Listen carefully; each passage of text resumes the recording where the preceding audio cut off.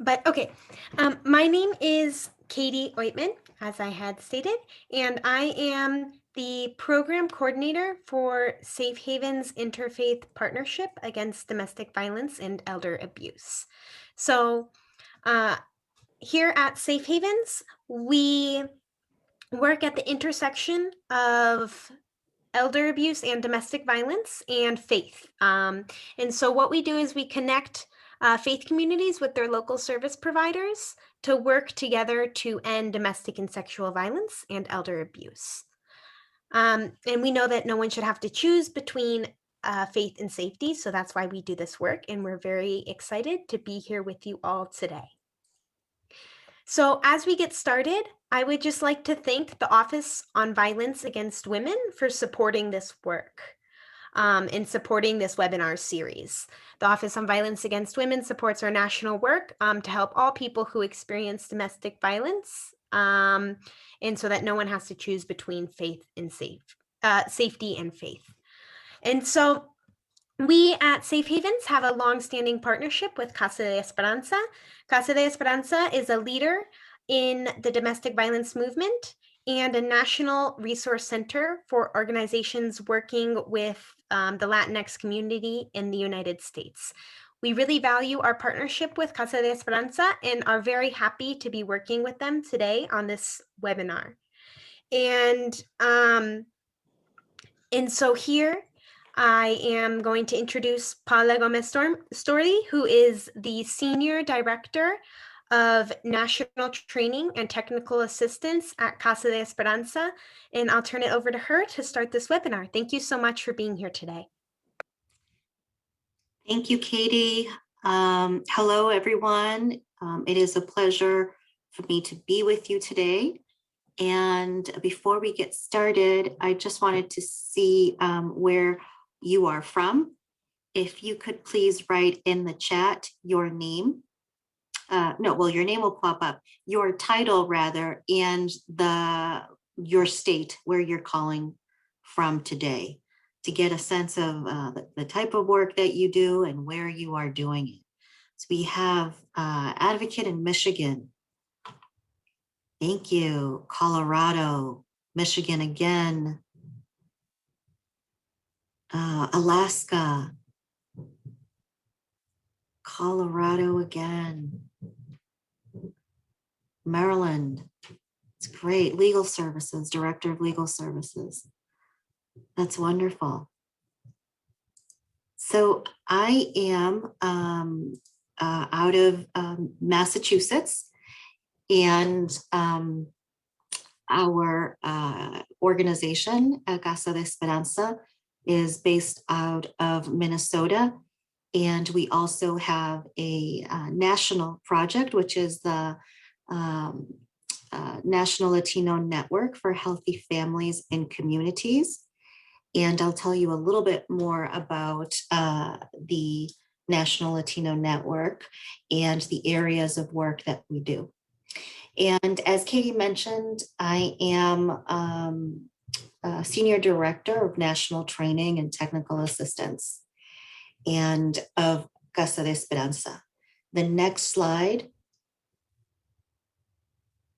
is our social media, right? So please follow us, find us on Twitter, Instagram, Facebook. We also have a Pinterest page, and we are on Google+. You can see all of the things that we're up to, the products and tools that we have. Next slide, please. And so, as I mentioned, our Casa de Esperanza is based out of Minnesota. In 1982, 5 courageous Latina activists created Casa de Esperanza in St. Paul, and it now has grown to be a premier Latino domestic violence organization in the country. And so we are a resource center. We support organizations that are culturally specific on capacity building or anything that they may need. And we also work with mainstream organizations to support their work in engaging the Latina community. And so our mission is to mobilize Latino communities to end domestic violence. And we are rooted and guided by community. We believe that the answers and the wisdom is in community. And so because of that, we listen to community through our listening circles. We have listening sessions that guide our work. And we are led by 5 core values. And one is Latina leadership, the wisdom, the knowledge, the leadership that Latinas have. It's important that they inform us and the work on responses that will support the well-being of the Latino community.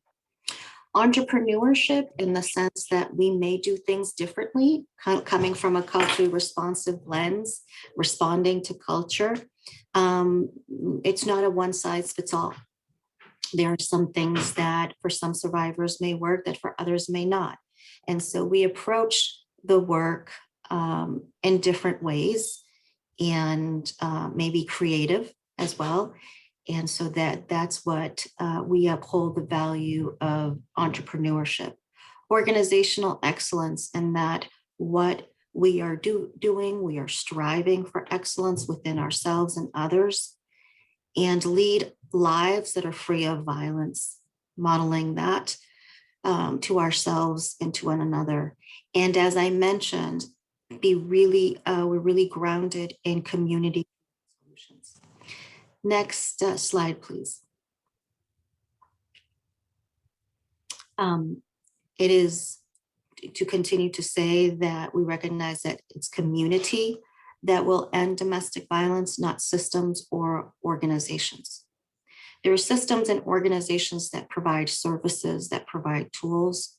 When the tools are placed in the hands of community has wisdom and knowledge. They are impacted by oppression and violence and know that impact in their lives, and that wisdom serves us all in finding solutions to end domestic violence. And we emphasize in building trust, reciprocity, information, and cooperation, because we believe it decreases domestic violence. Next slide, please. And so the National Latino Network for Healthy Families and Communities, as I mentioned, is a project of Casa de Esperanza. We're funded by Health and Human Services, and we have 3 areas. One is research, participatory research that is, as I mentioned, grounded in community, public policy advocacy, and training and technical assistance, training in what we're doing today. Next slide, please. And next slide. And so I wanted us, before we begin to talk about faith within the Latino, Latinas community, I wanted to just mention the statistics that we have on the Latino community, and that within the United States, 57.7 million Latinos are living in the US. It's almost 18% of the population. We are a heterogeneous group. That means that we are not all the same. And I'll go more into that diversity in another upcoming slide. 34.2% of Latinos in the US are foreign born. And so 65.8 were born in the US. That means the majority of the number of Latinos have been born in the US, and then also that there are households that have a mixed status. And I'll talk a little bit about that as we go further. Many families have mixed immigration status, being 75% of the children in immigrant families are US citizens. Next slide. And so when we talk about the Latino community, it is we're talking about approximately 22 countries through Latin America and the Caribbean. 22 countries with histories and customs that are different. And you can imagine there are many factors, and one is starting with race. Being Hispanic, Latino is not a race, it's an ethnicity. And so there are various races within the Latino community. As we know that there are Afro, Black Latinos, Indigenous Latinos, Caucasian, and biracial, and a mixture. The word in Spanish is mixto, of having Caucasian and Indigenous races. There are Indigenous communities of the original people, original communities within Latin America with different languages. They're not speaking Spanish. Ethnicity and country of origin, as I mentioned, there's 22 countries. And religion, there is a large representation of Christianity, but Latinos are not only Christian. There are Jewish Latinos, Muslim Latinos, even atheist Latinos. And so there's diversity within our religion. Sexual orientation and gender identity and gender expression vary. As I mentioned in the slide previous, is that there's a difference in immigration status. Someone may be here as a permanent resident, someone may be here with a visa, with a working visa or a student visa. Others are citizens that were born here, and individuals from Puerto Rico have status, have citizenship. And so the immigration experience differs as well. If someone has a visa or someone came in without a visa, that someone who is undocumented, they would have different experiences. There's also individuals that identify as Latino, Latina, Latinx, and they may be first generation. Their parents were immigrants. They themselves are the first generation to be born here, or the second or third. And they may be a combination, have both cultural orientations, American culture as well as Latino culture. The size of the family may be small, or it may be really large, with having lots of family members here, or maybe having those family members in the country of origin. As I mentioned before, not all countries speak only Spanish, and there are indigenous languages as well. There are Latinos that don't speak Spanish and that identify as Latinos, right? The stages of acculturation vary. Acculturation is the process of learning a new culture without losing our original culture, right? Which is different than assimilation.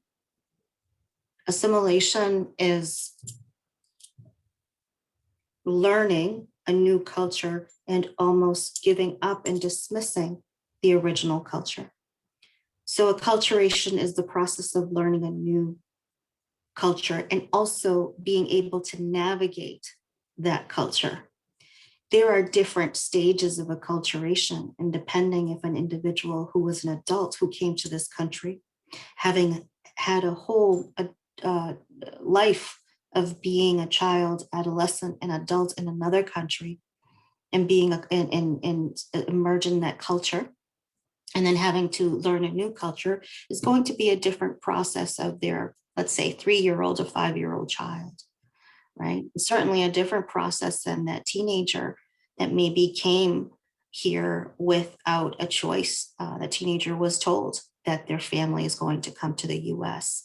And as a teenager, giving up friendships and things that are important to them in the country of origin and coming to this country. and having to learn and then navigate a new culture.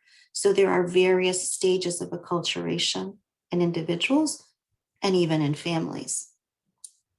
Where an individual lives within the United States, when we look at, we look at the chat and folks where you're coming from are all different places within the United States, different weathers, right? Cultures and terrains. And so where individuals are residing within the United States, right? Is it a Texan, right? Is it a Latino Texan? Or is it a New Yorican, right? From New York City. So there's also not only the Latino culture, but then the culture within the United States that impacts this diversity. Economic status vary. Some economic statuses may have changed of having resource in the country of origin and then coming to the US and not being able to practice their career and as a result be impacted financially, or vice versa, not having much of resources and then those resources increasing coming to the US. So when we're talking about economic status, it's diverse, as well as political orientations. Political affiliations in the country of origin. That may be a reason why some folks have fled or decided to migrate to the United States. So this to say that when we're talking about the Latino community, it's a community that is very diverse. There are some cultural orientations of group-oriented Latinos, and that is a broad orientation that I'll talk about, but just to keep in mind that there is diversity. Next slide, please.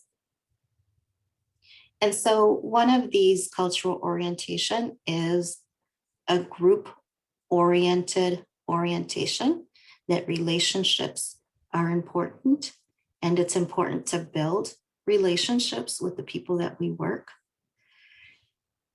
That to build that relationship by listening and building trust over time, and listening to the survivor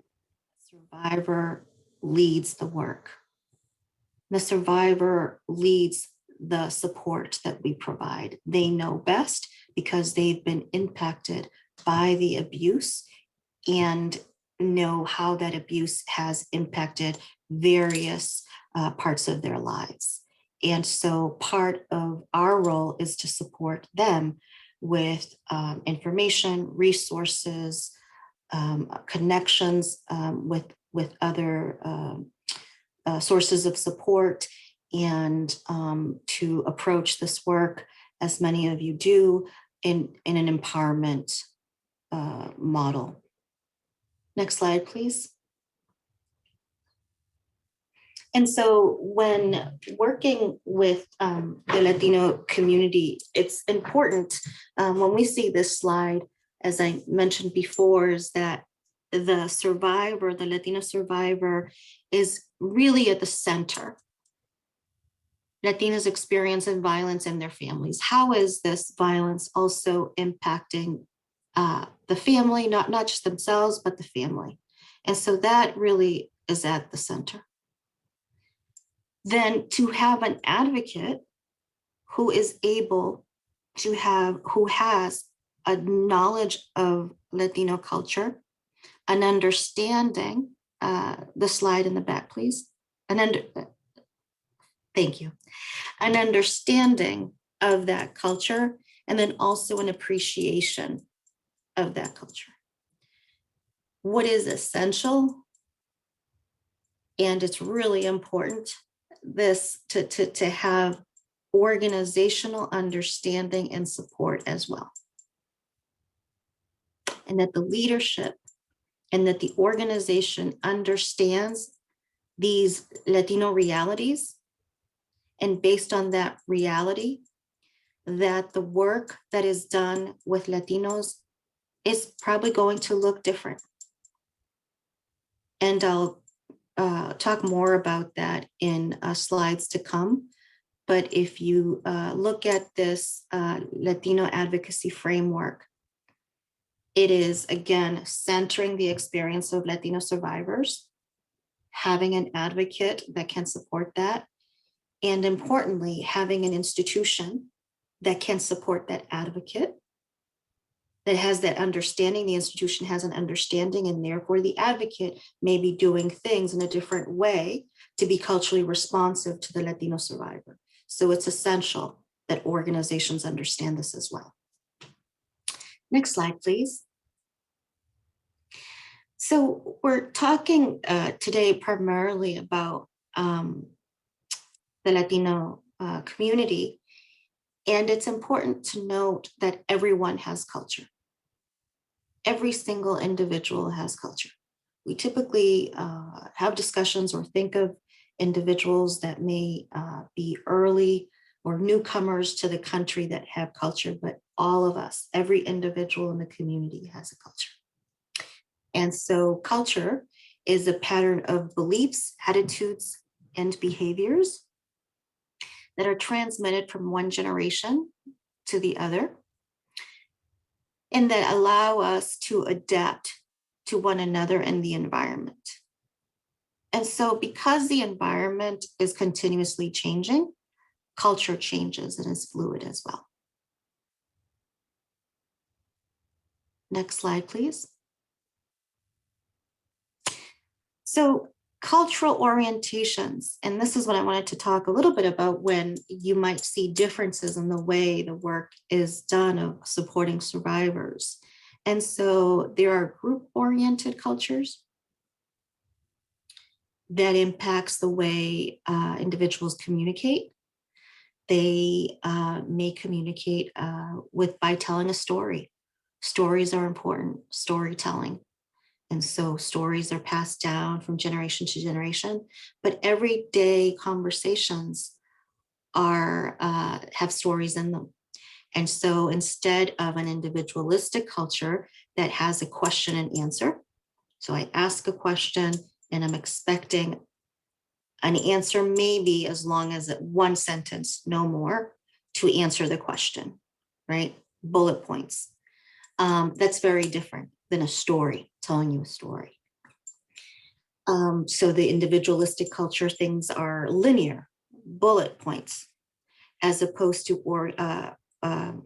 a group-oriented culture where there's a narrative. And so meeting with an advocate may look different, and that an individual or the advocate may not go and ask about the violence right away. There has to be some interaction, some greetings, right? And some connection first, getting to know one another. It's important not to have an assessment and look at the assessment to answer questions. With our institutions are individualistic, right? In the sense that we need to ask questions to assess what services we provide. And so if an individual is not of a question and answer, that's not how they interact by having a question and answer. We may put the assessment down, have a conversation with them, and then based on that conversation, have information that is helpful to the assessment for us to determine how we should support the individual. Next slide, please.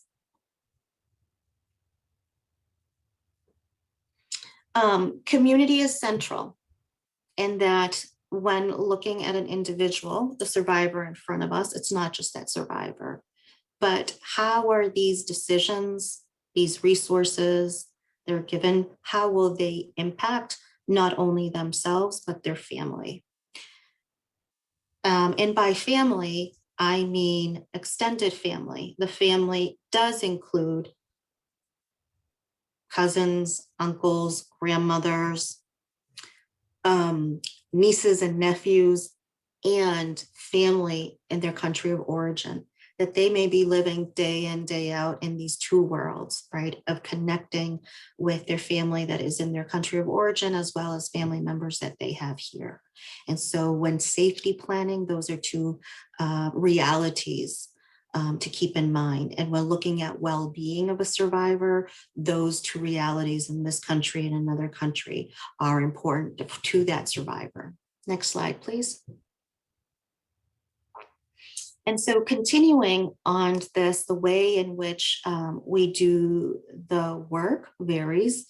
In individualistic cultures, there's an emphasis on the self and I, as opposed to we. And so group-oriented cultures, my identity is based on my relationship to the group, to the family. And if I'm a daughter, if I'm a mother, and what is my identity in relation to the family, to the group.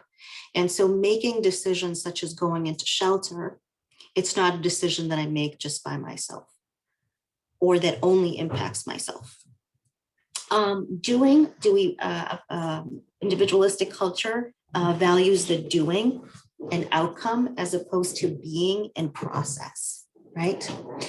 And then boundaries, I see this just play out very differently in doing work with survivors, in that the field of domestic violence and sexual assault respects boundaries, and it's important to have healthy boundaries. And we give boundaries we respect boundaries to show respect and give people space. And on the other side of this boundary guidelines, group-oriented culture would have blurred boundaries of that approaching someone who walks through our door, a survivor who's receiving services. We may kiss them or hug them because it's natural and we're showing intimacy, we're showing that we care. Not everyone who's Latino does that, but it is part. And for instance, if when that is not done within culture, and I'll speak for myself, it is expected that I would greet elders and with a kiss and a hug socially in my social environments, and my family's from Chile. And so it would be respectful if I did that. It would be disrespectful if I didn't greet and then say goodbye. And so these values are placed on this behavior that is impacted by culture. All this to say is that being culturally aware and humble supports the work that we are doing with survivors in a culturally responsive way. To say that all individuals have culture. And so there are cultural differences. To be open that there would be cultural differences that impact the way we interact, make connections, and support. And so it's important to be humble in the sense of learning that this is a process, an ongoing process of learning, where cultural competence stresses on the competence of the learning. We can learn something about the country of where a survivor came from, but that doesn't necessarily tell us how that incident impacted the individual in front of us. And so it's important to be open and to not make assumptions and to learn, and that we are learning in this connection as well from the survivor and about culture. Next slide, please. So I mentioned that our families are expansive. Next slide.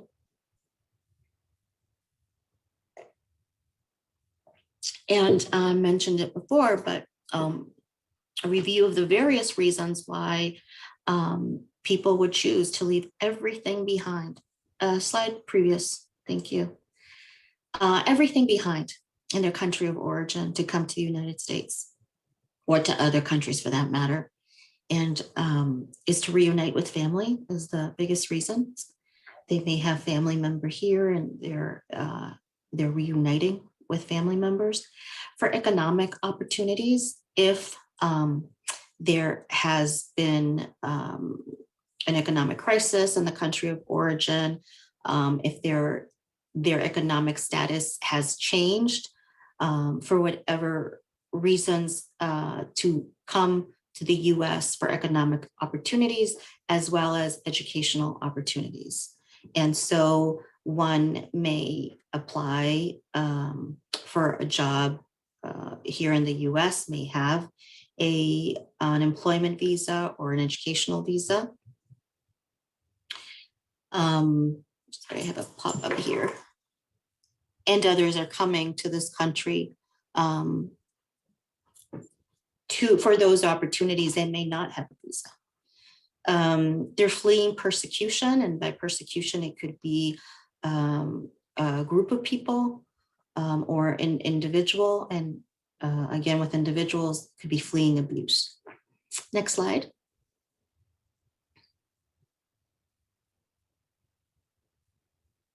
And so under the best circumstances of migration, if someone is leaving their country with a visa, first class, coming to the US to a great housing opportunity with great community and networks, there's always an experience of loss. And so they leave everything behind. Family, friends, language, identity, community, profession, and I would say sometimes status as well, connectivity in their agency and social activities. Next slide, please. And so this wanted to talk more now about the Latino community in relation to religion. And so this comes from the Pew Research Center, and that it shows that 55% are Catholic, 18% unaffiliated. And then we see this other small little pie of other Christians and 1% of other, and 22% Protestant. And moving forward.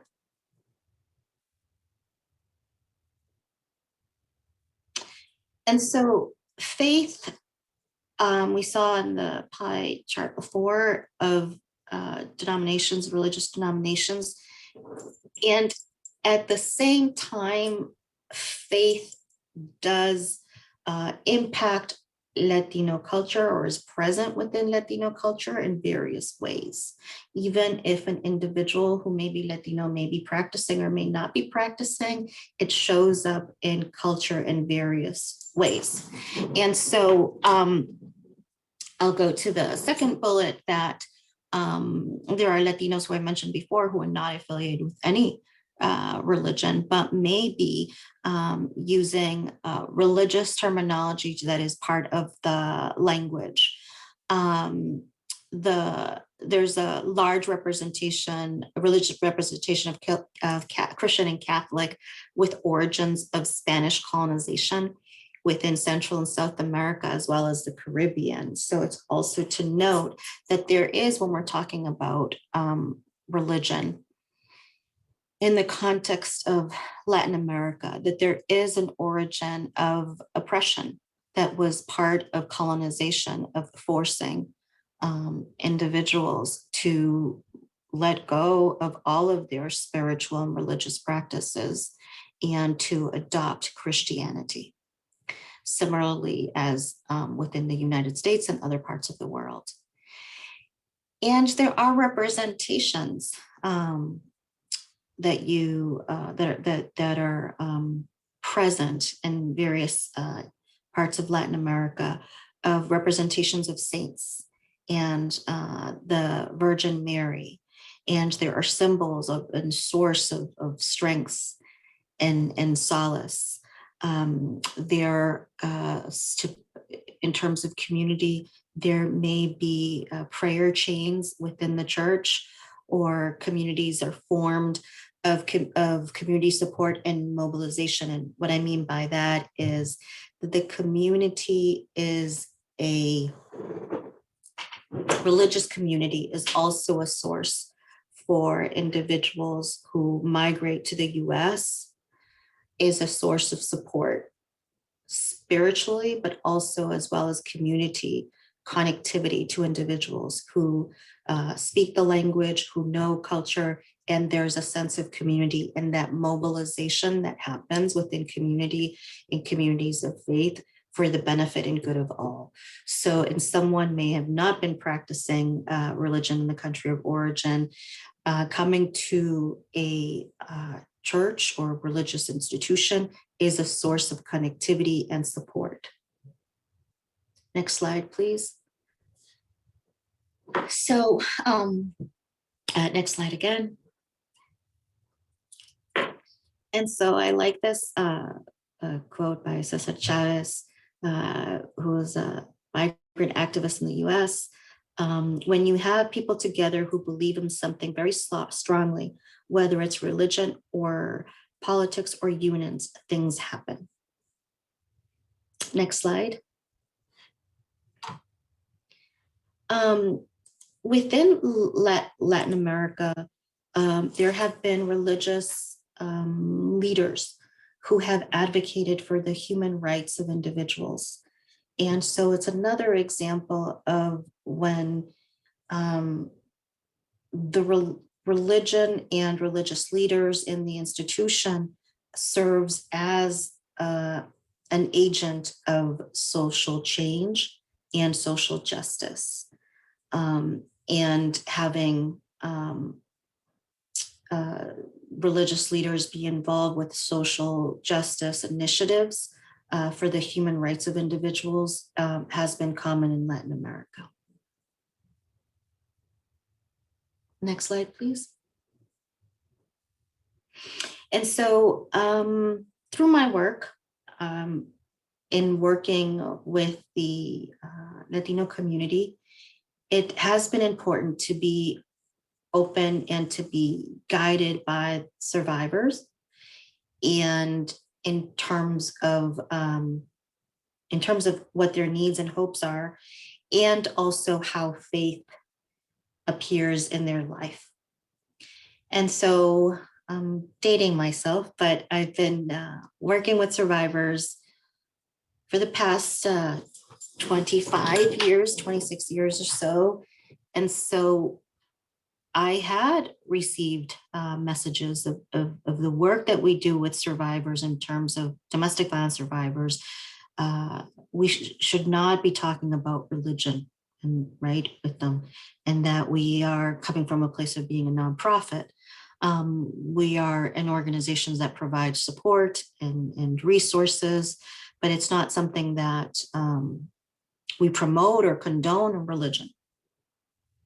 And so in order to do the work, however, in a culturally responsive way, being open and connecting in a cultural and human way, and if religion and spirituality is important and a source of strength for the survivor, it was essential. It was I had to, it was almost like, thank God, right? It was a great thing for me, knowing that an individual had support of a community or faith-based community, that when I left the office and I worried about them, that I knew they had a community of support. And at the same time, that religion and spirituality and their faith was a source of comfort and strength. And I've also heard of many situations where survivors have not sought safety or felt that they had to stay in a relationship because of religious reasons. And I don't deny that's part of the messaging. But I would offer that that's not the only things that are present when we're talking about religion and spirituality. Prayer groups have been a source of support for survivors. Casa de Esperanza, we did some listening sessions a couple of years ago now in Florida, and one of the participants said that she had hoped that her partner who was using harm would stop, and brought a prayer group to her living room to pray so that he would change. And she said, he didn't change, but I did. I became stronger. Co-advocacy, safety planning with faith communities.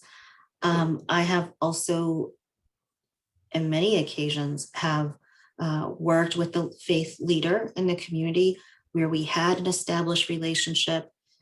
They called our office, the survivor went and disclosed about the abuse to the faith leader, and together we supported the survivor with services and housing in safety. And so that partnership, that individual may have not walked through our doors, but doing the partnership with the faith leaders helped us support individuals that weren't walking through our doors because we had that collaboration and that relationship. And then families at the shelter also have been part of working at shelter as a shelter director. The importance of prayer and the Bible were sources of support and strength, and to be open to that as opposed to having the mindset, oh, we as domestic violence staff don't promote religion. And it's to say, I'm not saying that we don't promote it, but we support the survivors' needs and practices around spirituality and religion. And if there's a religious holiday that they celebrate or don't celebrate, that we respect that for their overall well-being. Next slide, please.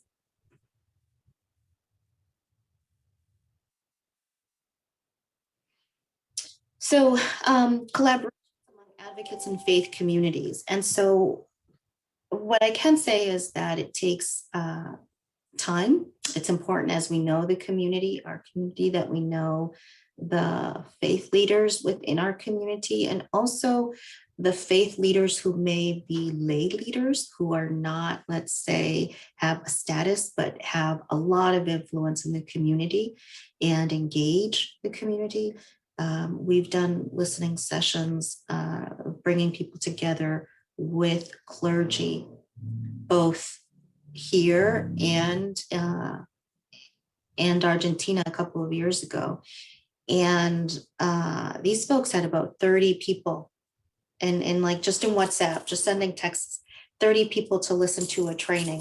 And so these leaders in faith have a lot of access to the community and are great partners when wanting to put information out there on violence prevention in our services. It's important to have a conversation about what are the differences, what do we see how do we see things differently, and understand and respect that, and also what are our commonalities, right? Our commonality is for safety, the safety and well-being of communities, and we have different roles in how we get there. And so how can our partnership strengthen the well-being and safety of community, and have various strategies of collaboration, and that those collaborations may be formal and informal, and to constantly be a presence and understanding what is important to community and how do we respect and support that. Next slide, please. And so we had the pleasure a couple of years ago to do listening sessions with collaboration with Safe Havens and in Minnesota. And we called upon faith leaders in the community. And what we found out overall is that the faith-based leaders were very interested in learning more about domestic violence and prevention of violence and resources and how to collaborate. And so the first question that we asked them was, name 1 to 3 ways you would like to collaborate with Casa de Esperanza. And education came up a lot. And there's the opportunities of education with youth, and also education with individuals that are in the process of preparing to get married. Next slide, please.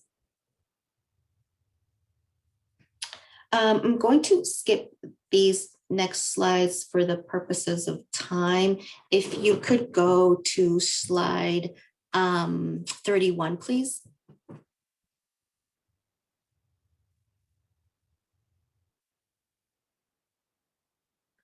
In continuation of, yeah, thank you, of our listening session.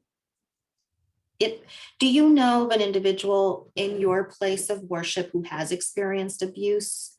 The answer to that question was yes.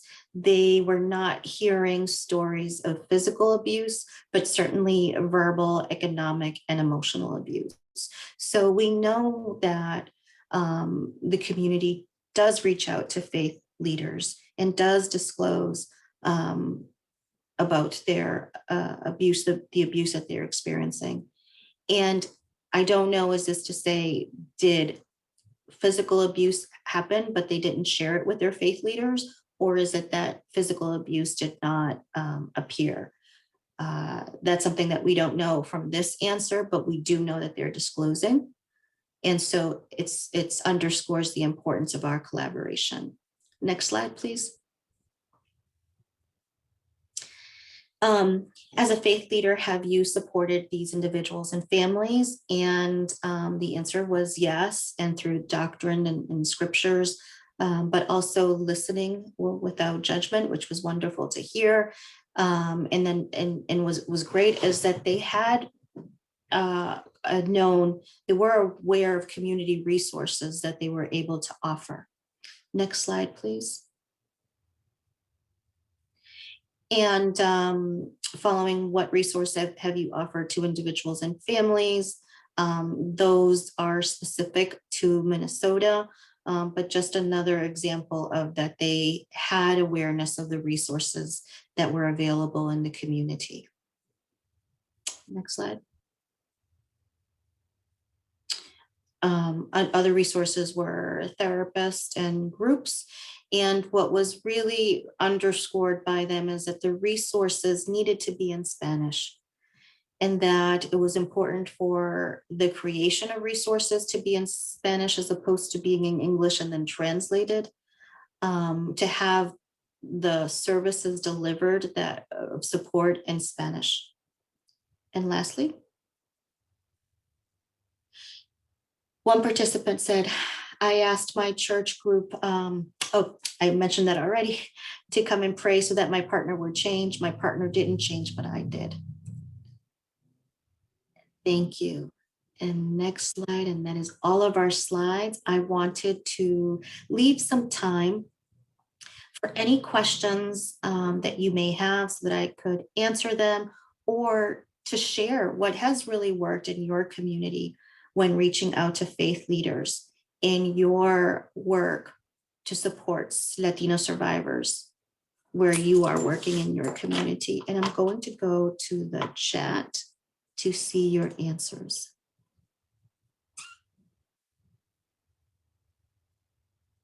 So is there something that you have done in engaging the faith-based community that you feel really worked, or something that didn't work and you'd like to troubleshoot with others?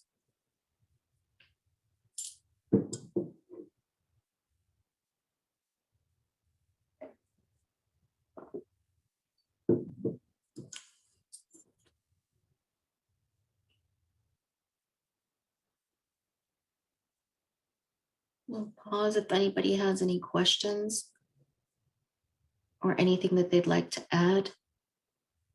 Feel free to add it in the chat.